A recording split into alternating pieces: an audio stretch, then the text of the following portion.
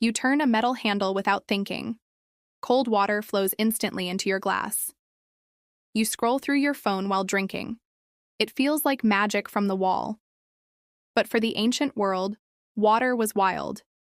It was far away and deeply hidden. It was trapped in valleys and mountains. Ancient survival required a steady water supply. Without it, a grand city was a tomb. So they decided to move the earth. They decided to bend nature to gravity. If you love a cold drink, join the ancient why we hunt the impossible. How did they move oceans without any pumps? The secret changed how we live today. Imagine standing on a dry, dusty hill. You see a lush valley miles away. You need that water to reach your home. You have no electricity or diesel motors. You only have stones and your mind. Ancient engineers realized they needed one thing. They needed the perfect invisible slope. They called this the engine of gravity. This is not about modern luxury or convenience. This was a brutal battle for human survival. If the water stopped, the empire died. Roman engineers aimed for a nearly flat line. Pliny the Elder recorded the terrifying math. He demanded a drop of 1 foot. That foot dropped over 4,000 feet. That is less than a tiny fingernail width. Imagine trying to level your kitchen table, but that table is 50 miles long. If you mess up, the water stagnates. Stagnant water meant disease and green slime. If the slope was too steep, disaster. The water would crash like a hammer. It would shatter the stone and mortar.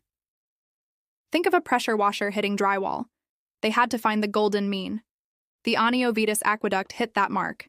It maintained a steady 0.3%. That is the precision of a computer chip, built by men with hammers and string.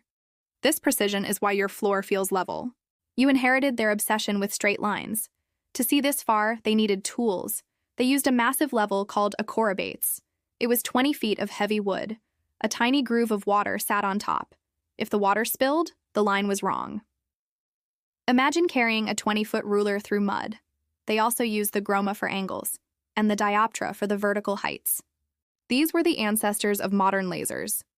Today, we use LiDAR to find them. In 2024, researchers flew over southern Spain. They shot light beams through the forest floor. They found 57 hidden Roman sites. They found the veins of the ancient world. This is like finding a lost hard drive. It shows how they mapped the wilderness. They knew every rock and every dip. Ancient survival meant knowing your physical terrain. You know your neighborhood by GPS coordinates. They knew it by the taste of dirt. But what happened when a mountain appeared?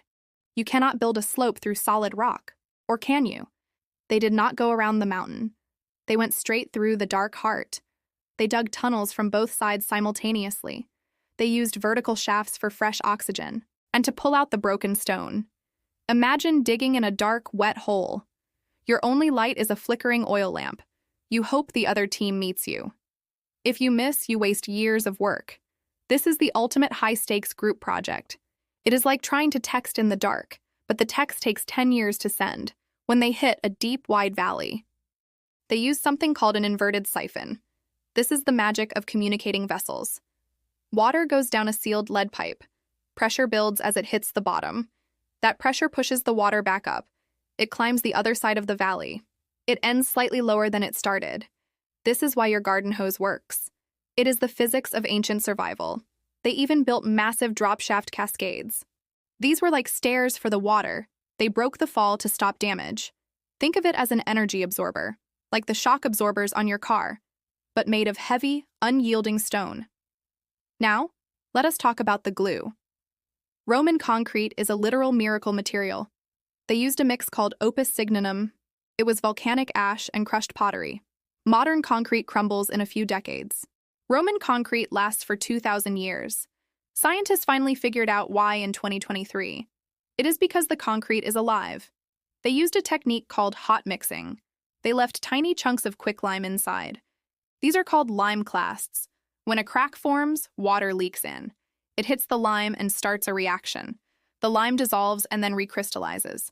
It fills the crack and heals itself. This is a self-healing ancient software update. Imagine if your phone screen healed itself. That is what the Romans actually built. They also lined the pipes with plaster, a smooth, red-hued waterproof skin. This stopped minerals from sticking to stone. It kept the water moving and clean. But no machine runs forever alone. The system needed the shadow workers. They were called the Aqueducts. These men lived inside the dark channels. They were the mechanics of the empire. In 2023, scientists studied the Devona Aqueduct. They analyzed layers of ancient limescale. It is like looking at tree rings. They found evidence of regular manual cleaning. Crews chipped out buildup every few years. They kept the stone arteries wide open. This is your ancient dental cleaning routine.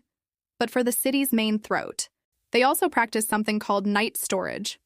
In 2025, hydraulic analysis revealed a secret. At night, they blocked the city gates. The water backed up into the tunnels. The 50-mile channel became a reservoir. They stored 50,000 cubic meters easily. This handled the morning rush of baths. It is exactly like buffering a video. They buffered the water for peak demand. This shows a deep understanding of flow. They were not just stacking heavy stones. They were coating with liquid and gravity. New discoveries are still surfacing today. In 2025, an aqueduct appeared in Slovakia, near the modern city of Bratislava. It pushed the Roman reach further north. In 2026, Zaragoza revealed a hidden hybrid. A bridge and aqueduct merged together. It sat 4 meters below the street. In 2024, Rome uncovered a laundry. A massive Fullonica near Piazza Pia. It was linked to the main lines. It proves how deeply water was integrated. It was the blood of their economy. Ancient survival was a collective, massive effort.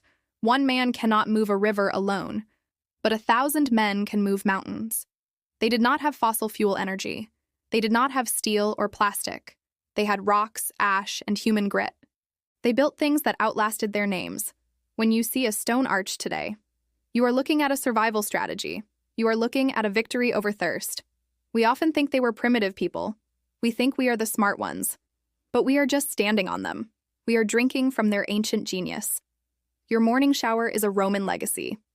Your city's layout is a Roman ghost. They understood that nature is a partner. You must respect the slope of things. You must respect the weight of water. They were the first master fluid dynamicists. They did it to keep their children alive.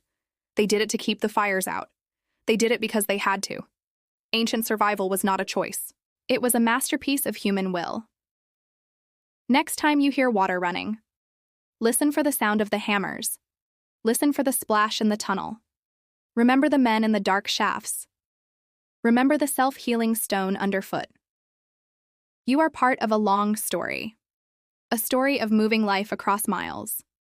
You were never just turning a faucet. You were continuing a 2,000-year flow. Ancient humans built for a permanent future. We should try to do the same. Subscribe to the Ancient Why for more. You are not malfunctioning, you are remembering.